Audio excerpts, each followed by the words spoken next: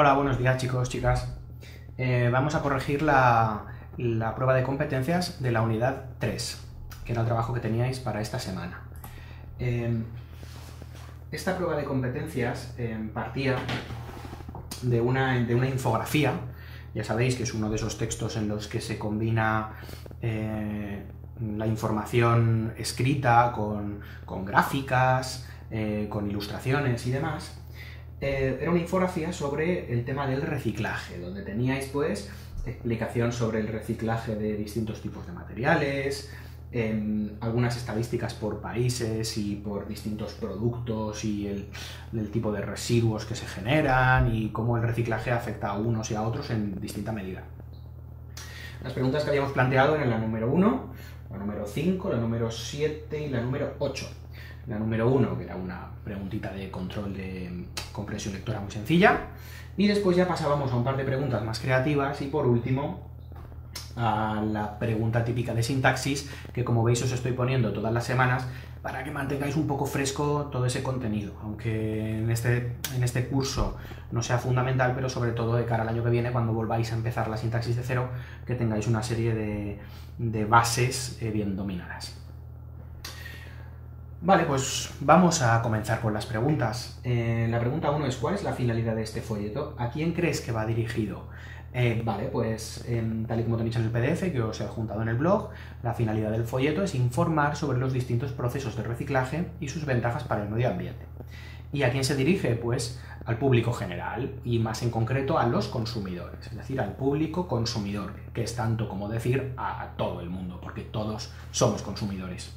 Después vendría ya la primera de las preguntas creativas, que sería la número 5. Dice: haz una lista de 6 ideas útiles para ayudar a reducir el volumen de desechos. Vale, aquí pues he visto que habéis sido bastante creativos, habéis propuesto cosas que a mí la verdad es que no se me habían ocurrido.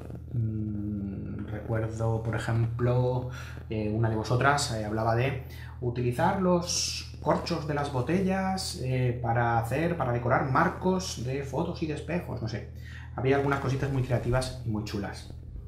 Yo os he propuesto, como esto es una pregunta de respuesta abierta, que en realidad pues siempre va a estar bien, es decir, no hay una respuesta correcta, concreta, os he puesto en el PDF un ejemplo, ¿vale?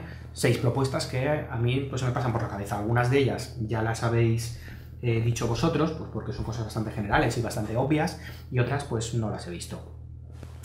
Las 6 propuestas que yo hago: 1. Guardar el aceite que usamos para freír para reutilizarlo unas cuantas veces. Es decir, ese aceite que utilizamos, por ejemplo, para hacernos, no sé, unas patatas fritas, pues lo podemos guardar en un envase y cuando volvamos a necesitar aceite de freír, pues lo reutilizamos.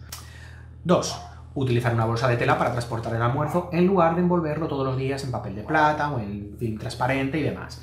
Esto es algo que ya hacéis muchos, ¿vale? E incluso venden bolsas así, pues como muy chulas, muy decoraditas y muy guays, con cierre de velcro para que pues llevéis el bocata ahí dentro cuando vais al instituto y no tengáis que estar gastando papel de plata continuamente. 3.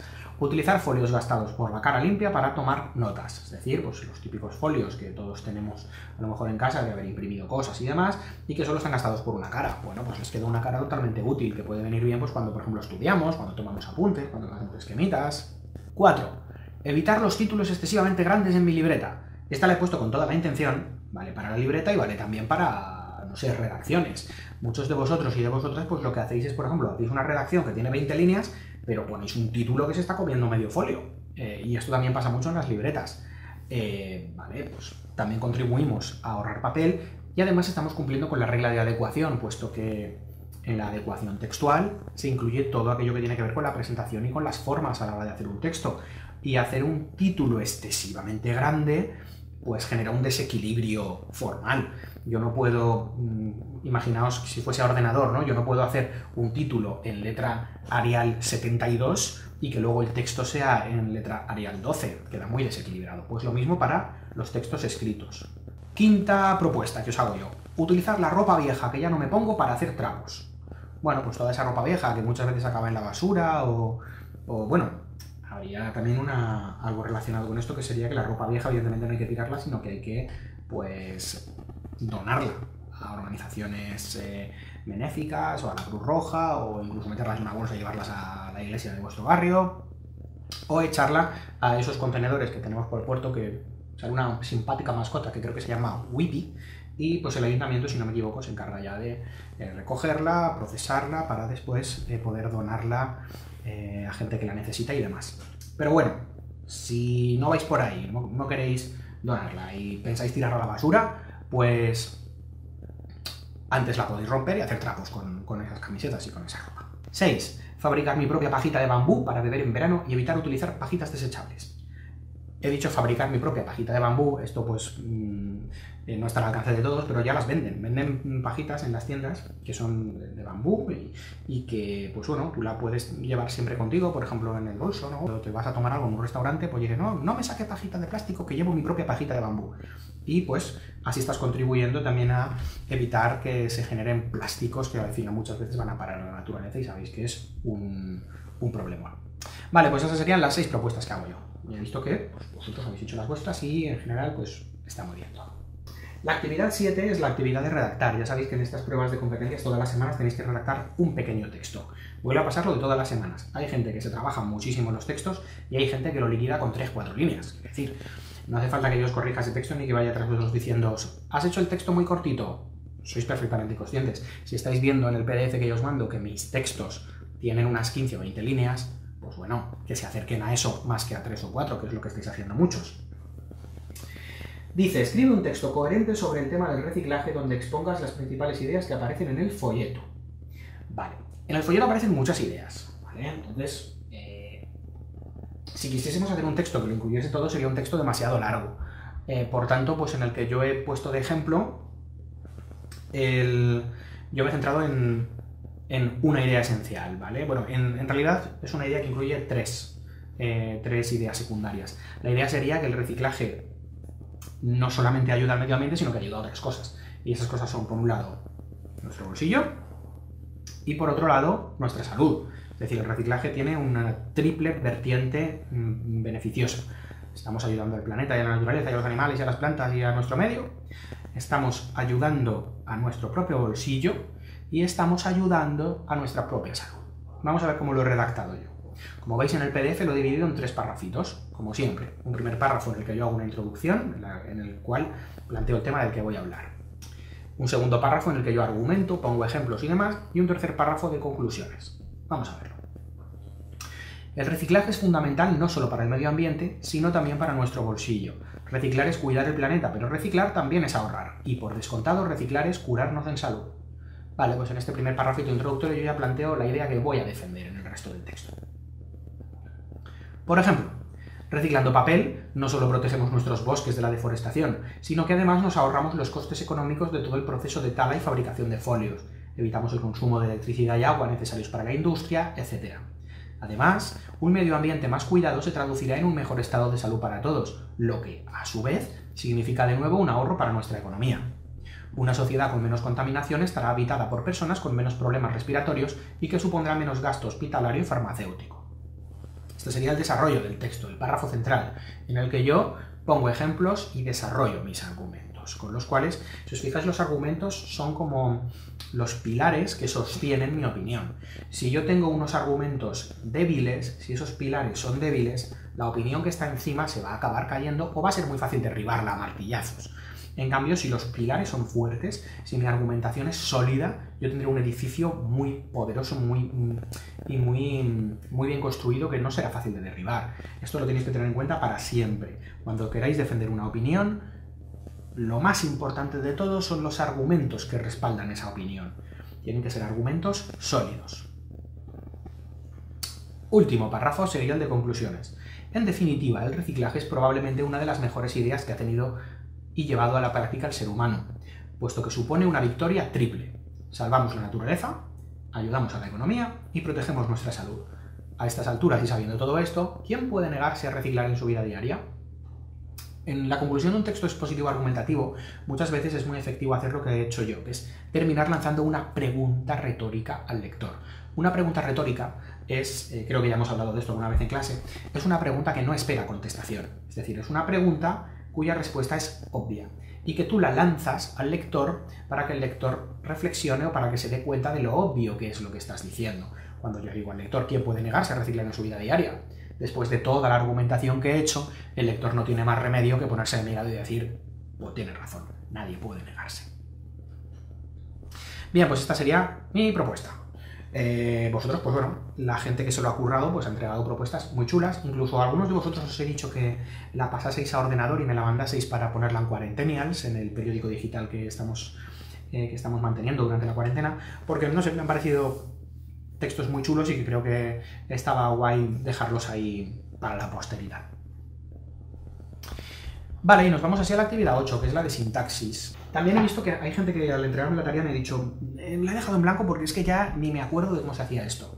Es normal. La sintaxis, me vais a llamar pesado, pero es que es así, son las matemáticas de la lengua. Es decir, es una parte de la asignatura que requiere un trabajo continuo, machacarlo continuamente. Entonces, cuando yo me tiro un par de meses sin hacer sintaxis, que es lo que nos está pasando en cuarentena, pues se me van a ir de la cabeza los conceptos y luego va a ser muy difícil que yo me pueda poner a hacer este tipo de actividades.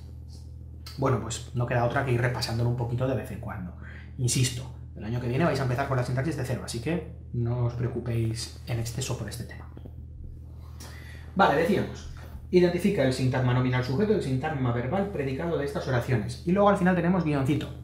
Guioncito que mucha gente se ha comido al hacer la actividad, como ya os pasa en clase, que os gusta mucho comeros los guiones.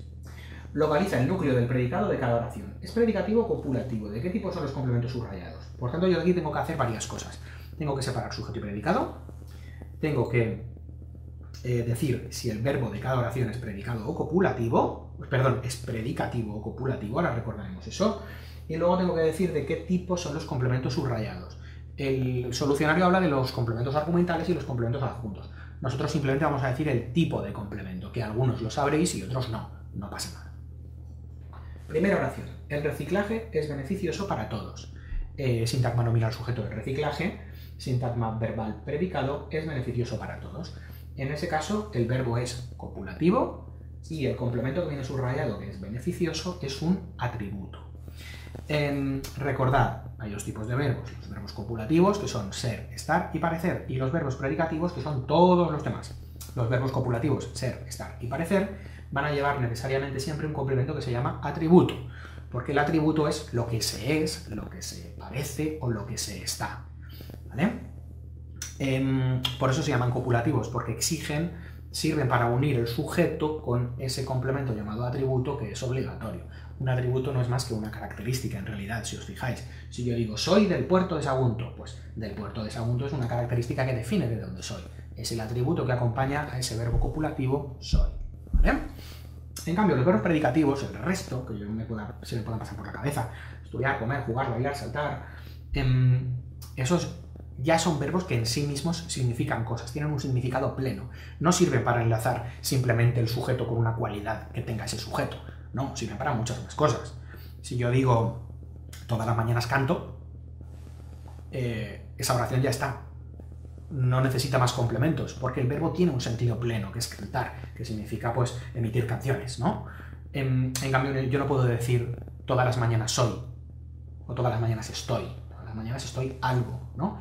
Pues ese algo es lo que hace que el atributo sea necesario en ser, estar y parecer, los verbos copulativos. Bien, vamos a la segunda oración. Los alemanes reciclan el 48% de sus residuos. Sujeto, sintagma nominal, los alemanes reciclan el 48% de sus residuos. Sintagma verbal, predicado. Reciclan es un verbo predicativo y el 48% de sus residuos sería complemento directo. Los alemanes reciclan el 48% de sus residuos, los alemanes los reciclan. El aluminio tarda 80 años en descomponerse. Sujeto el aluminio, ¿vale? Y tarda 80 años en descomponerse sería el sintagma verbal predicado. El verbo es tarda, por tanto es un verbo predicativo. Aquí ese 80 años que me han subrayado pues sería un complemento circunstancial de tiempo. ¿Cuánto tarda? ¿No? Pues me dice el tiempo. Pregunta a tu familia si les interesa reciclar. Vale, ¿qué ocurre en esta oración? Muchos os habéis dado cuenta, en esta oración no hay sintagma nominal sujeto. En esta oración el sujeto está omitido. Pregunta a tu familia, es decir, está integrado dentro del verbo. Pregunta, tú, sujeto omitido, tú. Por tanto, sería todo predicado. Y hay dos verbos, si os fijáis, tendríamos pregunta, tendríamos interesa. Bueno, hay tres, tendríamos pregunta, tendríamos interés y tendríamos reciclar. Pero bueno, vamos a centrarnos en el verbo de la oración principal, que sería pregunta, es un verbo predicativo, lógicamente, y a tu familia sería el complemento, que sería un complemento indirecto, puesto que se sustituiría por le. Pregúntales si les interesa reciclar. Por último, me preocupo por el medio ambiente. De nuevo, sujeto omitido, sería yo me preocupo, y por el medio ambiente sería un complemento circunstancial de causa, ¿no? ¿Por qué me preocupo? Me preocupo por el medio ambiente. Por tanto, resumen de esta actividad y con lo que os tenéis que quedar de cara pues, al repaso. Los verbos copulativos son ser, estar y parecer, y van a llevar siempre un complemento llamado atributo, además de otros complementos. Pueden llevar circunstanciales de tiempo, por ejemplo. Todas las mañanas estoy agotado. Pues todas las mañanas es un complemento circunstancial de tiempo. El resto de verbos que no sean ser, estar o parecer son los llamados verbos predicativos, y esos son los que pueden llevar pues, todo el resto de catálogo de complementos. Pueden llevar complemento directo, pueden llevar indirecto, pueden llevar circunstanciales, pueden llevar complemento de régimen, pueden llevar complemento predicativo, etc. De todas maneras, volvemos a lo mismo. No os agobiéis con esto, que el año que viene lo veréis de nuevo todo. Vale, pues esa sería la prueba de competencias de esta unidad. Me he dado cuenta al corregirla de que me salté al mandarosles la 9. La 9 también quería mandarla, que era la de acentuación de hiatos, pero bueno, fue un error mío al ponerlo en el blog, así que no pasa nada, no hace falta que la hagáis ahora después. Bien, pues eso es todo. Para la semana que viene, como imaginaréis, pues haréis actividades de la prueba de competencias de la unidad 4, que las publicaré ahora en el blog junto con este vídeo. Vale, pues eso es todo por esta semana. Un abrazo y seguimos en contacto.